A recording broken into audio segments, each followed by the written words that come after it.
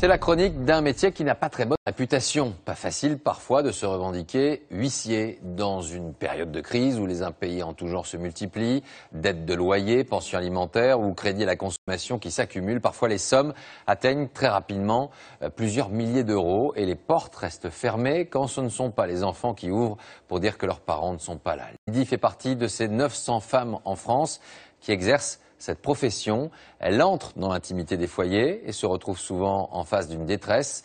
Alors comment vit-elle tout cela? Profession huissier, direction Calais, Morgane Duliège, Maxime Souville et Mathieu Parmentier. Y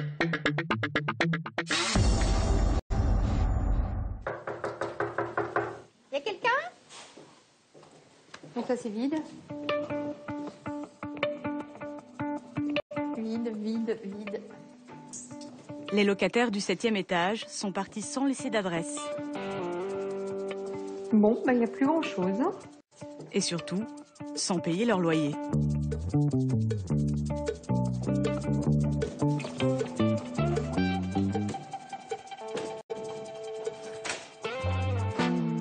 Lydie Lebas a l'habitude des mauvais payeurs. Depuis 7 ans qu'elle exerce le métier d'huissier, elle a cessé de compter les kilomètres parcourus pour recouvrir les dettes.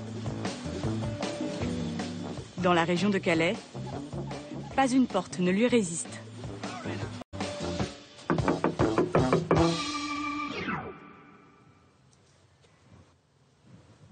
Alors je sais pas, on a l'impression qu'il y a la clé dans la serrure, non? Regarde un peu. Quand personne ne répond, Lydie fait intervenir un serrurier.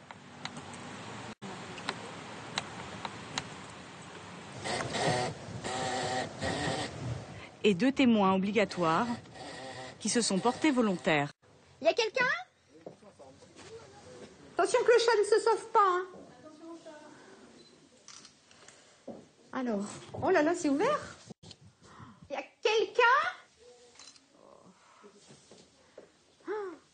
Là, le frigo, la nourriture, elle est moisie. Il n'y a plus de vaisselle là.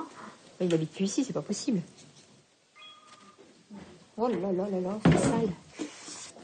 Ça va la mimine? Dans la cour, les ordures s'entassent. Là, c'est un dossier de loyer impayé et avec une suspicion d'abandon du logement parce que le volet est constamment fermé. Il y a de la nourriture qui est moisie, le frigo, la nourriture est moisie. Donc, moi, je vais dresser un procès verbal de constat. Il n'y a pas d'eau ici, hein. Donc, l'eau serait peut-être coupée alors. Ah si, ça, ici, il y en a. Donc, il n'y a plus d'eau au niveau du lavabo. Apparemment, il y a 2 enfants. Par contre, là, c'est pas possible. Il peut pas dire qu'il vit ici. La propriétaire touche encore donc l'APL. Mais là, ça va se couper. Et donc, on a une dette qui fait à peu près 1700 €. Hein. Donc, voilà. C'est le 4e appartement vide que Lydie visite ce matin.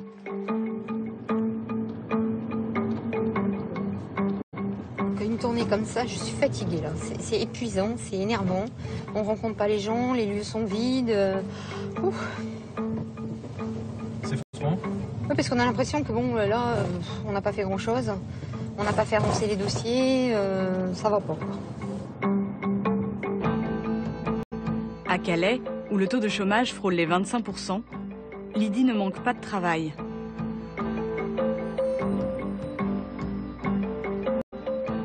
Et aucun quartier n'échappe à cette dame de fer de la justice.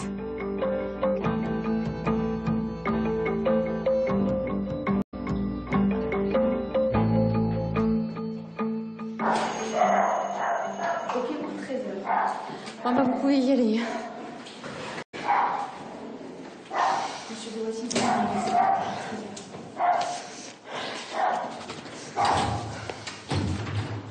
Bah, c'est ouvert.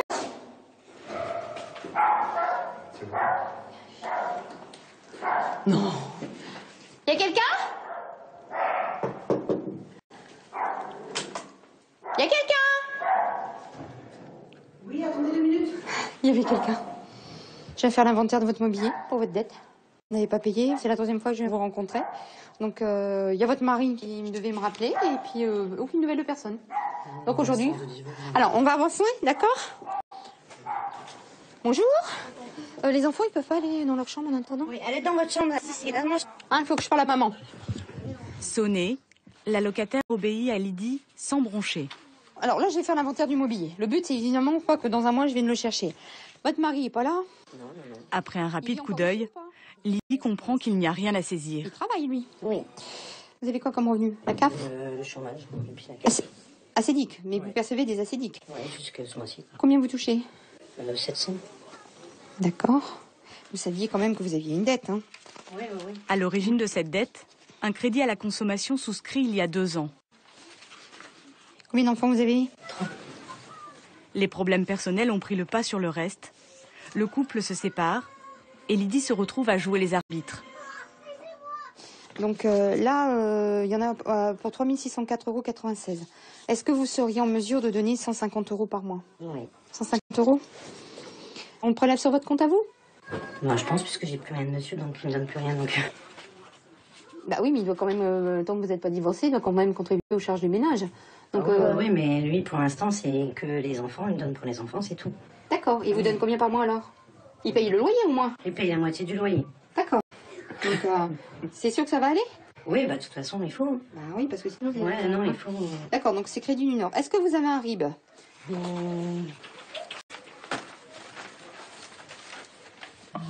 Au pied de Lydie, un animal jusque-là très discret attire son attention. Non. C'est quoi? En fait pas. C'est quoi comme... C'est vrai? C'est un... Je peux pas. Allez dans la cuisine. Ouais, si ça vous dérange pas.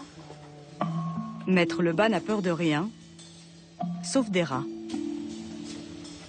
Vérifiez bien tous les mois que les 150 € sont prélevés sur votre compte. Votre mobilier, vous en avez besoin, donc le peu que vous ayez, vous y tenez. Donc, ok? D'accord. Je m'en doutais que ça allait arriver. Hein. Vous aviez reçu les courriers de Maître Lebas. Oui. Vous les aviez ouverts. Je les ai ouverts, oui. Qu'est-ce que vous disiez à ce moment-là? Bah, on a peur, quoi. Mais c'est compliqué de répondre. Voilà, parce que, je sais pas quoi dire, quoi. C'est sûr que c'est un crédit qu'on a fait, on doit rembourser, mais comme c'est toujours une réserve d'argent, donc on est toujours tenté, et voilà. Ça n'en finit plus. Alors maintenant, je compte rembourser pour tout repartir à zéro. Ouais.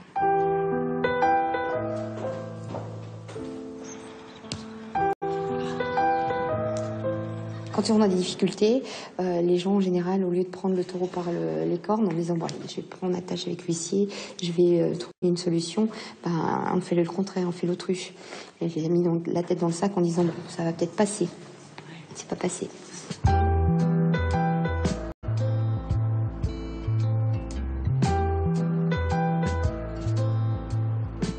Dans le centre-ville de Calais, Lydie est le chef d'une petite entreprise.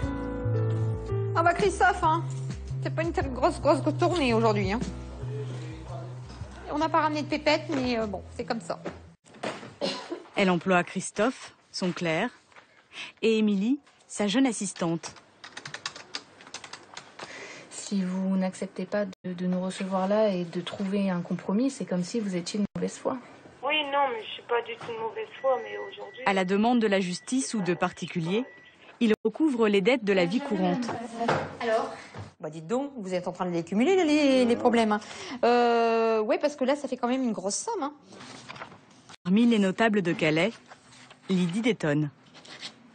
Moi, je suis issue d'une famille d'ouvriers. Mes parents, il y avait mon père qui travaillait.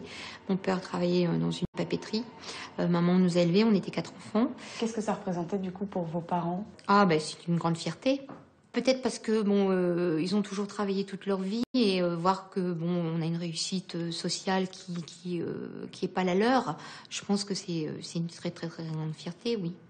Ah, venez voir Christophe, c'est dégoûtant.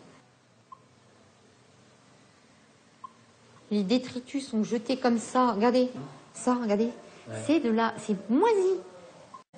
Et ça, c'est sa chambre à lui, a priori. Donc tout est en vrac comme ça et le lit, il est là. Vous n'allez pas me faire croire qu'il dort là. Le locataire en question arrive à ce moment-là. Alors, on n'a pas compris la leçon la première fois? Franchement, vous exagérez. Comment? Bah oui. Vous n'allez pas me faire croire que vous habitez encore dans le logement. Pourquoi vous avez vu quoi dans le logement, madame? Bah parce que j'ai vu des plats moisis, la nourriture dans le frigo qui est pourrie, l'eau qui est moisie dans votre évier. Oui, mon évier, il est bouché, oui, depuis quelques jours, oui. Bah non, pas depuis quelques jours, parce que pour avoir de l'eau qui est moisie comme ça, waouh. Non mais prenez-moi pas pour une cruche, monsieur. Donc, Le locataire ne paye plus son loyer depuis des mois. Lydie le sermonne comme un petit garçon. Vous voulez perdre la garde de vos petites filles? Ça c'est quand même con pour une histoire de 230 € par mois. Franchement. Si en plus vous n'aviez pas de travail, tandis que là vous avez des revenus qui tombent 230 € par mois quand on a des revenus, c'est quand même un comble de pas vouloir les donner. Parce que c'est pas pouvoir, c'est que vous ne voulez pas. La priorité quand on a des enfants, monsieur, c'est de payer le loyer. D'accord? Donc si je paye, stop. Ah bah oui.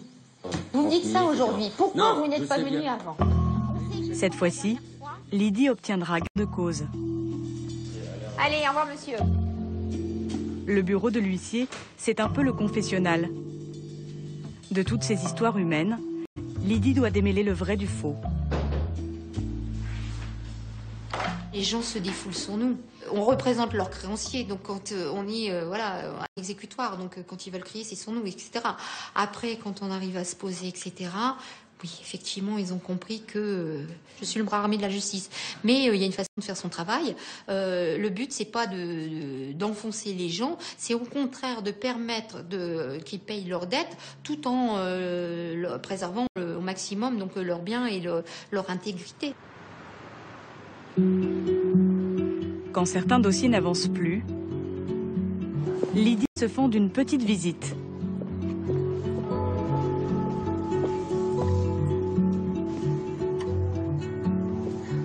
Bonjour, c'est pour monsieur de Wattier. Oui, c'est ça. Non, je pensais que c'était ça. C'est un peu raide quand même pour venir chez vous, hein. Ah oui. Ça va bien et vous? Cet ancien routier ne parvient plus à payer les pensions alimentaires pour ses filles. Ah bah c'est joli chez vous. C'est propre. À 60 ans, Henri est passé d'une vie confortable à un studio de 15 mètres carrés. Là, l'impayé que j'ai actuellement, donc je ne peux plus payer. Oui. Est-ce que j'aurai des embêtements? Bah, si vous payez pas, vous avez toujours la possibilité que votre ex-épouse porte plainte pour non-paiement de pension alimentaire au pénal. Attention. Ah bah oui, au civil on pourra rien faire puisque on peut pas tourner un chauve qui a pas de cheveux, hein, comme on dit. Oui, donc mais alors attendez, je me permets. Hein. Allez-y, je vous en prie. Alors, dans le jugement, qu'est-ce qui est marqué?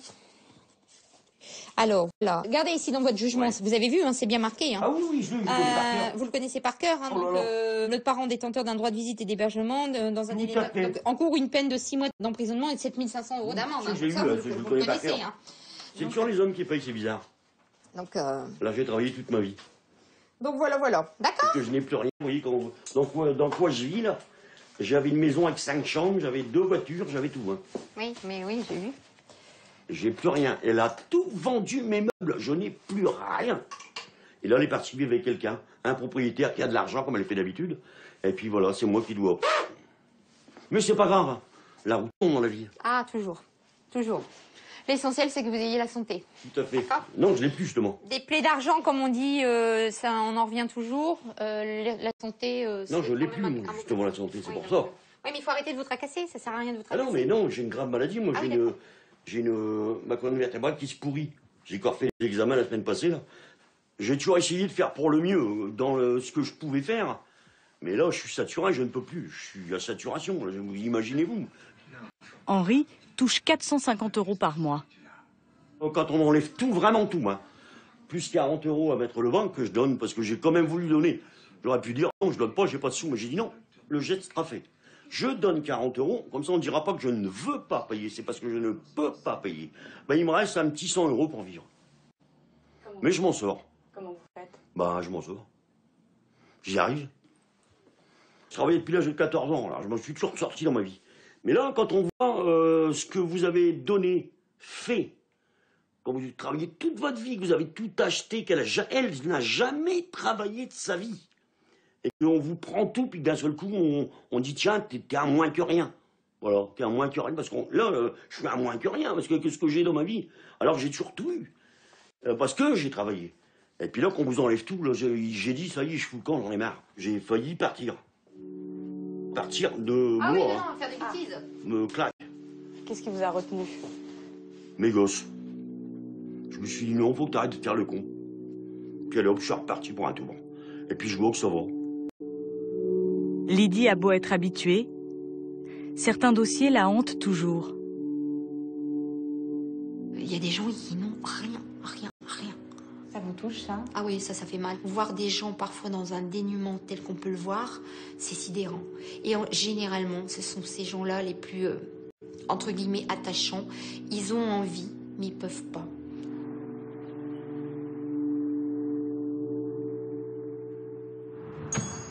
Quand il s'agit de mauvais payeurs, Lydie n'a aucun scrupule à partir à la chasse.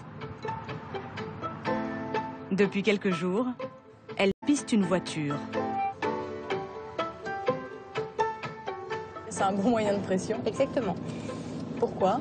Parce que saisir la télé, ils s'en fichent royalement. Par contre, si on touche aux moyens de locomotion, là, c'est plus la même chose. Elle est couleur beige. Eh ben, elle n'est pas là, hein. Mais elle est peut-être pas rentrée, Mini. Ah bah si, elle était là. Oh, là-bas derrière. Elle n'y était pas tout à l'heure. Ah bah oui, elle est là. Oh. Ah purée, on va avoir du mal. Ah oui, elle est là. Elle n'était pas là tout à l'heure, t'as raison. Tout à l'heure, je l'ai pas vue. Je me permets de vous appeler, on a une voiture à saisir d'urgence, là. D'accord, merci beaucoup. Au revoir. Il s'en va, Émilie. Oh non, bah faut... Eh ben, on va le suivre. Rappelle tout de suite. Oh purée!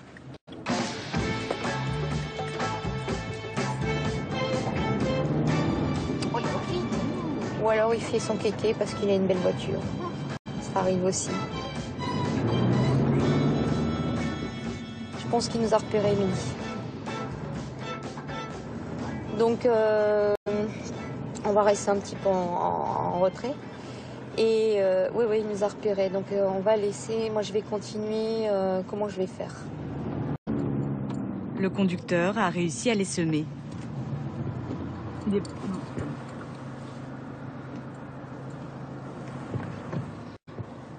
Là, je pense qu'on aura un peu de mal à le retrouver. Hein.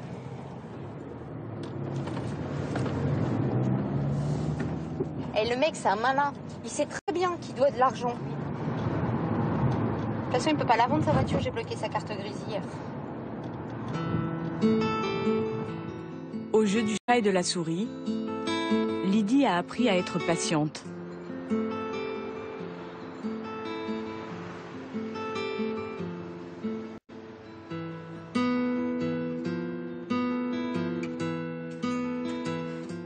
Asseyez-vous, je vous en prie. Alors, vous êtes venu faire votre petit versement. 80 €, c'est ça, hein? Ouais. Alors, en espèces. Cela fait 1 an que Frédéric vient chaque mois régler une dette de loyer Donc ça, c'est de le 5 000 récit €. de ce mois-ci. Alors, par contre, est-ce que vous avez réussi à avoir des nouvelles de la co-débitrice? Non. Pas du tout. J'avais essayé de lui avoir une aide. Elle avait soi-disant fait les démarches. Et puis depuis, plus de son, plus d'image. Ça vous surprend? Non, je suis pas surpris. Je me doute. Frédéric est plutôt amer, car cette dette n'est pas la sienne. Avec sa femme, ils se sont portés caution pour une cousine qui n'a jamais payé son loyer. Oh non. D'ailleurs, elle est très maligne parce qu'elle aurait très bien pu demander à sa maman de se porter caution. Hein, donc, Ouais, mais sa mère, elle n'a pas voulu. Oui. Et vous êtes tombé dans le panneau. Hein, donc, mais bon. Elle s'est sauvée de l'appart, elle l'a laissé comme ça, et puis bah maintenant c'est moi qui paye. Donc ouais, une belle trahison. Ouais. Ça a quelles conséquences sur votre vie de tous les jours à vous? Bah 80 €, ça fait 500 francs, anciennement à peu près. Donc bah vous voyez quand même que ça fait énorme quand on a 3 gosses, 3 adolescents. Donc il faut les nourrir, les habiller, ça grandit tout le temps, ils veulent sortir à droite à gauche. Bah, les 80 € là, je pourrais en profiter avec eux de choses qu'on peut pas faire. Donc voilà. Je sais que plus tard, je me vengerai. Puis c'est tout, je ferai mes coups à ma façon, mais moi je suis direct. J'irai directement chez elle ou chez sa mère. Mais faites pas de bêtises, elle n'est pas vous retrouver non plus en correctionnel ou quoi que ce soit. On peut faire sans être trop méchant. Ah non. Okay. On peut y se servir, on a le droit aussi. Mais elle sera présente. J'ai reçu, j'ai payé. Oui. Bon.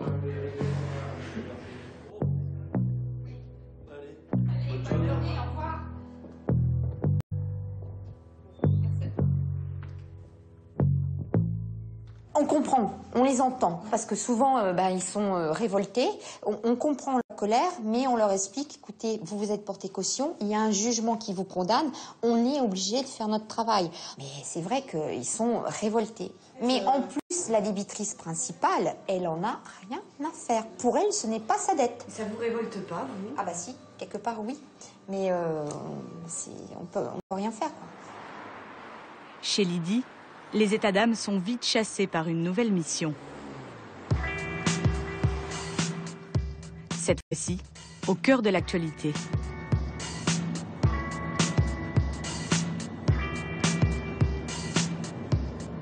Le client chez qui on va, il est régulièrement envahi par des groupes de migrants. Donc là, vous les voyez, ils attendent. Lydie se rend à un endroit où les visites d'huissiers sont plutôt rares. La police est déjà arrivée, c'est ce qui se passe.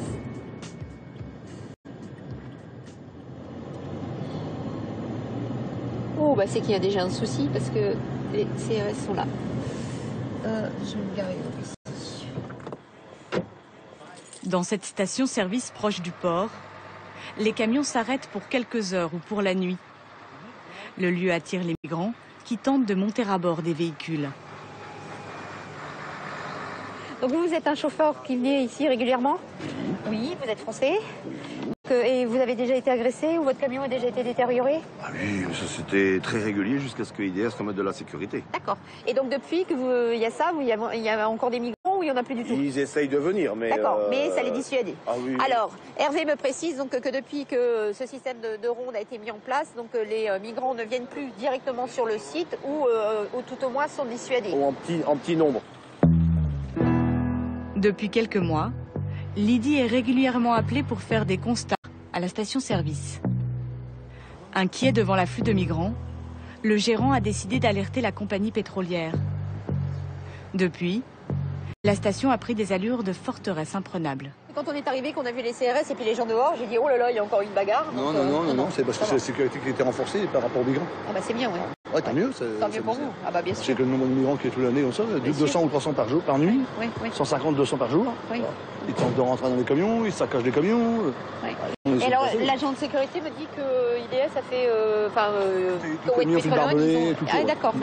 Tout est sécurisé. Les caméras, les lumières, voilà. Il faut dire que sur une journée, maintenant, il y a deux personnes de nuit et une personne de jour. C'est équivalent en coût de revient à peu près de 22-23 000 euros par mois. Quand même. Et tu vis par 12 mois. Alors, si chaque station totale et chaque commerce doit faire ça, ouvre-t-on. Pour Lydie, c'est la fin de la journée. Le long de la route, des hommes cherchent un abri. Si j'étais à la place de ces personnes, je ferais certainement la même chose. Je sauverais ma vie. Ils ont rien. Ils ont plus rien. Un rêve. C'est tout. Ils s'accrochent à un rêve.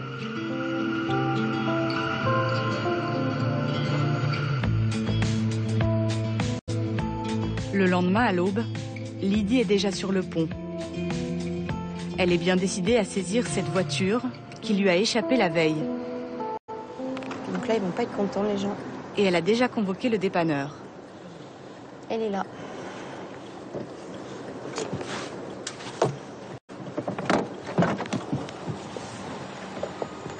En 3 minutes, sous le contrôle de Madame l'huissier, la voiture est embarquée.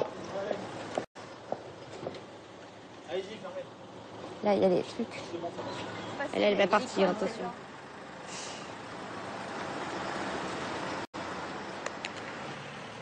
Faut aller vite. Pourquoi? Pour éviter des incidents. Et là, vous aviez pas trop envie de croiser le débiteur? Non, pas ce matin. Je suis pas assez en forme. À mon avis, il va pas être content. Vous êtes contente? Oui, parce que ça fait un petit moment quand même qu'on essaye de trouver une solution dans ce dossier. Il nous a assez fait courir dans tous les sens. Hein. Dès l'arrivée au garage, Lydie supervise l'examen minutieux de la voiture. Alors tu peux préciser que la voiture elle a des jantes alu. Là j'ai noté qu'il y avait des griffures à proximité de la porte arrière gauche. Un petit coup au niveau de l'arête de la porte arrière droite. Micro-griffure sur le côté latéral droit. C'est une belle voiture là ça, non? Le véhicule est estimé à 2 500 €. Et elle est speed même à 7h45 du matin, non? Oui, il faut la suivre. Oui, mais Émilie est aussi speed que moi, donc ça va. Au matin comme ça, moins quand même. Vous n'avez pas envie d'être une petite souris pour voir la réaction des débiteurs quand ils se rendent compte qu'il y a plus de voiture? Non, pas jusque-là. Si on en arrive là, c'est qu'on n'a pas trouvé de solution avant. J'ai aucune raison de saisir un véhicule si on a un accord de règlement.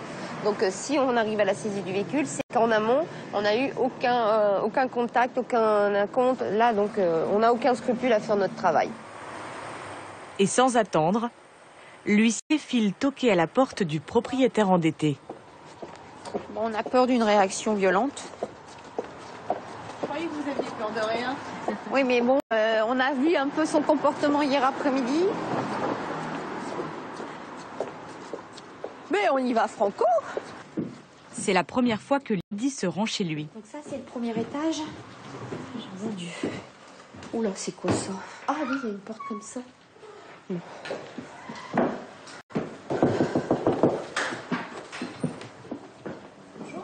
Bonjour. On cherche monsieur... Mais il est pas...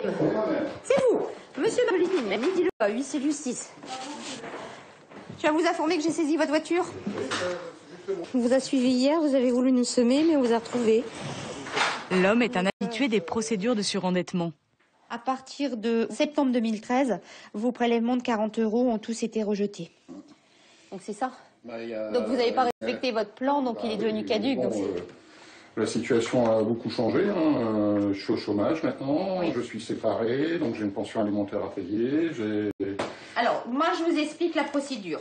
Là, soit vous êtes en mesure de régler une somme conséquente et on vous restitue votre véhicule. Sinon, vous avez un délai de vous le vendre amiablement. Et sinon, passé le délai d'un mois, il sera vendu aux enchères. Est-ce que vous imaginez, vous voulez que je vous dise le montant de votre dette? Vous savez combien je dois au total? Tous les créanciers, je dois plus de 100 000 €. Parce que là, pour ce dossier-là, il y a 39 471 €. Oui, mais je dois plus de 100 000 €. Ok. Alors, là, on va pas s'énerver, ça sert à rien, ça fera pas avancer le bruit. Oui, je sais bien. J'ai pas de véhicule pour éventuellement aller à la NPE ou trouver un boulot. Maintenant, je suis bien dans le bain. Puis voilà. J'ai 46 ans, je vais passer toute ma vie à rembourser un dossier de surendettement. Il faut arrêter les conneries. C'est bon, j'en ai plein le cul, moi. Franchement, je vous dis, il reste une seule chose à faire, c'est me suicider. Non, vous avez des enfants, monsieur, donc vous ne faites pas, s'il vous plaît. Moi, si vous avez besoin de mon aide pour intervenir auprès de vos parents, pour intervenir auprès de votre ex-femme, je suis là pour vous aider. D'accord? Vous êtes dans l'affectif, moi je vais leur expliquer la situation. Si on a l'argent lundi ou mardi, la voiture, je vous la rends. Je vais voir. Mais bon. Ok?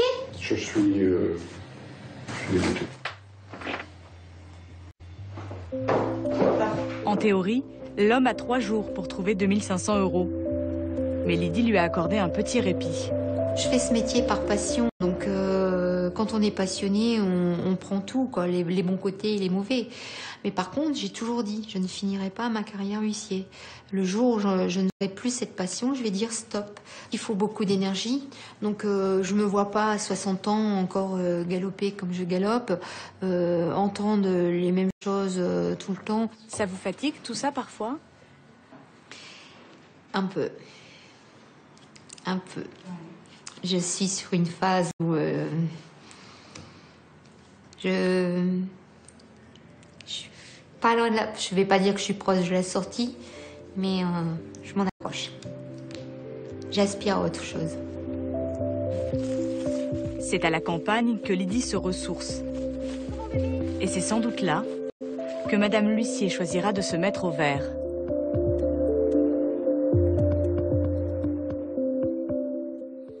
Voilà pour cette tranche de vie. Commentaires sur @13h15. Demain, dans 13h15 le dimanche, une histoire française. Nous irons rendre visite au Lila, à l'ex-porte-parole de Lutte ouvrière. On retrouvera Arlette Laguillet. Tout de suite, mon envoyé spécial, Guylaine Chenu, Françoise Joly. À ce soir 20h.